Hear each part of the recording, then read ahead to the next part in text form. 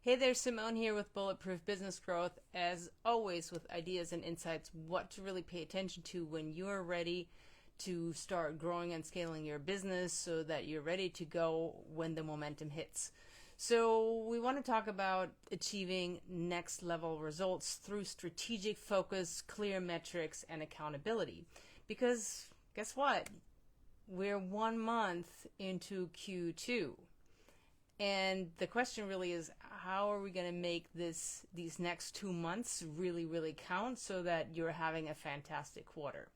So, you have to really ask yourself here, what's between you and that next level breakthrough that you really need to up level where you're going? So, a lot of times when I ask our clients what's between you and those next level results, they tend to have three answers, like I don't have the right people, we don't have the right systems in place, or when I dig a little, it comes to, well, we don't really have much leadership either. So, it's easy to say we don't have the right people in place because, well, what that means about you is you just didn't hire well. And then you can blame everybody else. But I know hiring is difficult. And hiring the right people is really difficult, but you have to have the right systems and processes and leadership in place, first of all, to get the right people. But once you have the right people, you have to be able to support them, grow them, challenge them so that they actually want to stay working with you. And of course, so that they deliver the best results possible. So you always want to ask first, right? When you're feeling like you want to blame everybody else or blame the people, you want to ask yourself, have I given them the exact clarity and certainty that they need so that they can drive really good results, that they can execute without me, so that they can make next level decisions without me, so that they can come up with strategies, so that they really understand how their focus and their action fits in with overall company strategy. They need to know all that so that they can actually perform in a better way. And a lot of times when our clients say, I just don't have the right systems in place, what they're thinking of is SOPs, as in we don't have standard operating procedures in place that tell everybody how to do stuff. And, I'm not saying that's not important. It very much is. It's very important that you have standard operating procedures in place for things that actually need standard operating procedures. But there's a whole lot in your business that would just die if you set it on an SOP. There's a lot of stuff in your business that needs to iterate, that needs to evolve, that constantly needs to improve, where people really have to think about how they do what they do so that your customers, your clients are happy with the result, the outcomes that they're buying from you. So that's, one thing to consider about thinking that it's just about SOPs. But even once you have SOPs, the real question is, will people actually take them and work with them and execute on them? So it really comes down to, will they actually do it, or are they just going to kind of half do it or do it their way or do it the easy way, whatever it is, so you don't actually get the breakthrough, you don't get the results. And to make sure that people actually do it, you need the right leadership system in place to ensure that that's actually going to happen. So SOPs are useless without the right leadership system. So your right leadership system is going to do a whole lot more heavy lifting than any SOP will. And then once you have the right leadership system in place, it gets actually super easy to establish and then execute on those SOPs. So I know it seems easier to focus on SOPs, but that's not the solution. Leadership systems are. So we've got to make sure that they actually execute on the SOPs. Then we have to make absolutely sure that they actually think while they execute, so that they make things better, so that they improve things, and that they also know when they can make those improvements without having to ask you, so they can make their own decisions when they know something is going to work better. But they also understand when they must ask you so that they don't mess something up. So they have to understand what the decision making parameters are so that they can make decisions without asking you first. And a lot of our clients complain about that. They're like, oh my God, like I have a decent team and they kind of do what they're told to do, but they have to ask me about every little thing. They have to check in with me 25 times a day. All I do all day long is approving and telling people what they can and cannot do. So that's a surefire sign of you have not established those leadership systems and those decision-making parameters that allow your team to act autonomously. They're really, really, really important. So, and when you think about it, like I said earlier, those SOPs are just a really basic thing. So when you're looking at what's going on in your business, if you've hit a growth plateau, if you feel like you're the bottleneck over and over and over, then it's really time to ratchet up your operating system to that next level so that you can actually have some breakthroughs and get to that next level, to those next level results. So it's not about the SOPs, it's about who and how they execute on those SOPs. Because most leaders, where they struggle the most is they lack clarity and consistency in key areas like focus, metrics, and accountability. So if we don't have focus, metrics, and accountability set up, your business is toast. So as a leader, you're likely pulled in hundreds of directions all day long. And it's easy and sometimes really relieving to just assume that people just know what to do, what's expected, right? But that's usually what's going to bite you in the behind pretty quickly, because people don't know. You know what it means when you assume. I don't have to explain that. And you don't get the results that you need, and everybody is disappointed and stressed and doesn't feel like they can actually contribute and impact, right? So when you're in that situation, that means you as a leader, you're just spinning your wheels, and you're making no progress.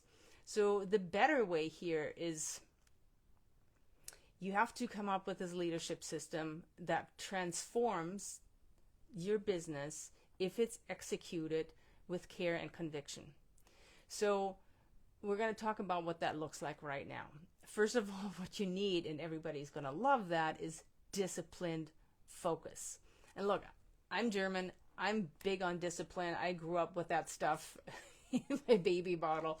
But one thing that I've also learned over time is when you try to just jam discipline down people's throat, they're going to resist, they're not going to be happy, and you're certainly not going to have that culture of caring and high performance that you're looking for. So discipline is still important. We still need that disciplined focus, but to make it much more fun, to make it into much less of a drudgery, is when you add inspiration to the mix. So our clients, for that, they learn how to write a bulletproof vision. Like, this is nothing, there's many different ways of doing a vision. I know that you have one, but there's a huge difference between having a vision and being able to articulate it in a way where your team really gets, hey, this is what that means to me, this is how I fit into it, this is what company strategy is, this is how I fit into that part.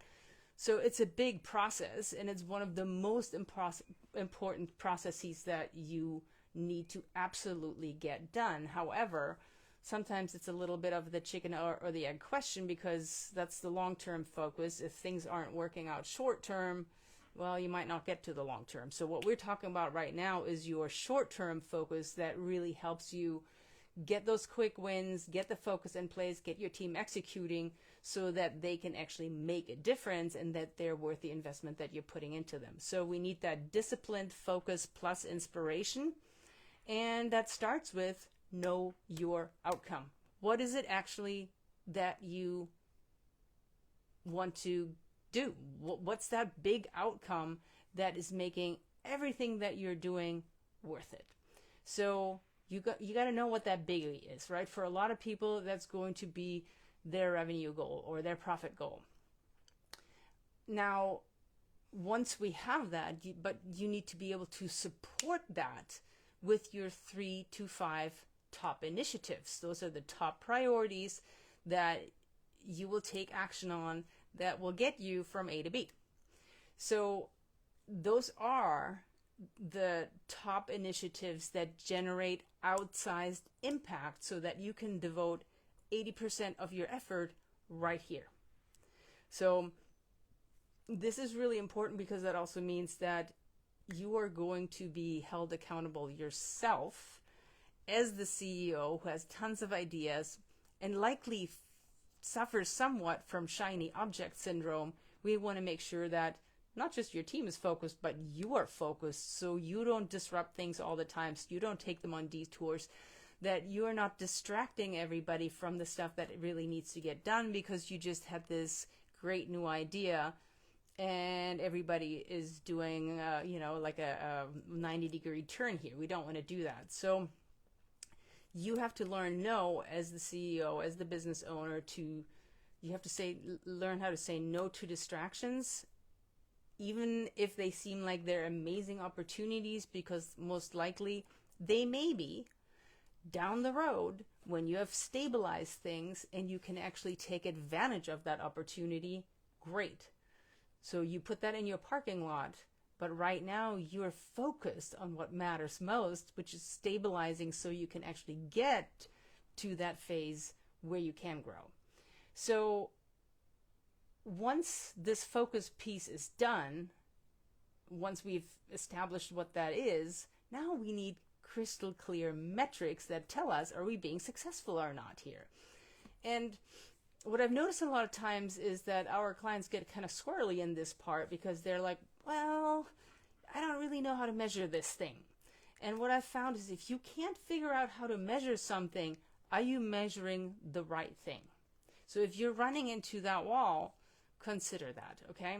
So you want to be able that you have quantifiable goals that are tied to your priorities. So is that your revenue? Is that your profit margin? Is that your lead generation? Is that conversion, sales, customer satisfaction? I mean, you have to know what those 3 to 5 top priorities are, those top initiatives that'll get you from A to B. So those metrics have to be granular. They have to be time bound. They have to track results in a daily, weekly, or sometimes monthly manner, depending on what they are. So now we have the focus done, we have quantifiable goals, we have metrics done. Now the final piece, of course, the really important part is unwavering accountability, because all the focus and all the metrics aren't going to do us any if we can't get it done, right? So we have set clear expectations. Guess what? Next thing that's absolutely important is follow up, follow up, follow up. So we need consistency. Consistency is key to keep things on track. And this is not a kind of gotcha process, right? This is not about busting people's chops. It's the chance to celebrate wins, to find out what's actually working so we can do more of it. And then you can support them and coach them and course correct them and help them unblock so that they can do a better job. And honestly, people really, really respond to clear metrics, because clarity is one of those things that gives people a lot of certainty, and that's one of the first and most important human needs. So they actually understand exactly what they're goaled by, right? So we want to make sure that we give them these clear measures, because that means that this makes accountability into a positive habit, which is what we want to establish to really create those breakthrough results. So you can't set it and forget about it. You have to institutionalize these habits. So we have to institutionalize focused priorities, transparent metrics, consistent check-ins, because that really builds your operating rhythm that you need to follow every day, every week, every month, every year. So this is, and then quarterly you revisit your targets to make sure you know what's working, you know what's not working, you know where to course correct, so everything is always current. There's nothing worse than a plan or initiatives that are set and they're not current. So when you execute with discipline and with inspiration, that unleashes dormant potential. Now everybody knows exactly what they're focused on. They know exactly what's expected of them. They know what success looks like. They know what done looks like, so they can actually go for it. Before, they were really insecure, confused, and just trying to guess what the right thing was to do. But now they're concrete about this. So this is giving your team the clarity that they need to understand what's mission critical, which also means it really energizes them to have stretch goals and challenges, which means they're growing, which means they're more valuable for their own careers, and of course they're more and more valuable for you as a resource because they're getting better and better at what they're doing. So we want to give them these energizing goal, and that's what really stabilizes your growth and helps you shatter your performance records with relentless systematic focus right here. So these pillars that I just talked about, that's really, they will transform your journey to the next level by implementing clarity, consistency, and care into your core system. So I hope this helps. Get executing on it. I have a brand new book out there that you can download for free.